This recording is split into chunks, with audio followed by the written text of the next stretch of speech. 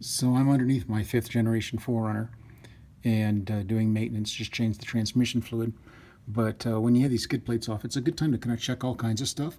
And if you've ever wondered, looking in your manual and it says you need to grease your drivetrain, you're like, well, grease my drivetrain? What exactly does that mean?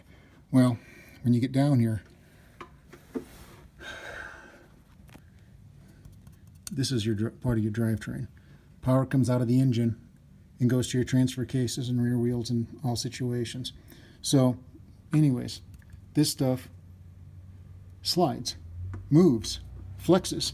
So having grease in there is a good thing. So what you need to do is, I already cleaned off the grease zerk. There is a grease zerk right there. And to get an idea, if you look around your engine, it's pretty easy to find this stuff. You follow these long drive shafts. There's all kinds of little hubs that goes in and out of your different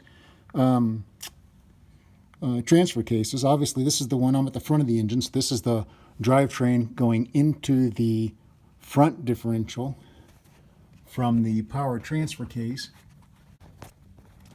So here's part of the drivetrain. There's the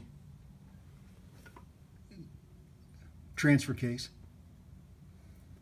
So while I have these skid plates off, I'm going to grease the drivetrain going into the front differential and coming out of the transfer case, because I've already greased the rear of it. Hope this video was helpful. Keep your chassis happy.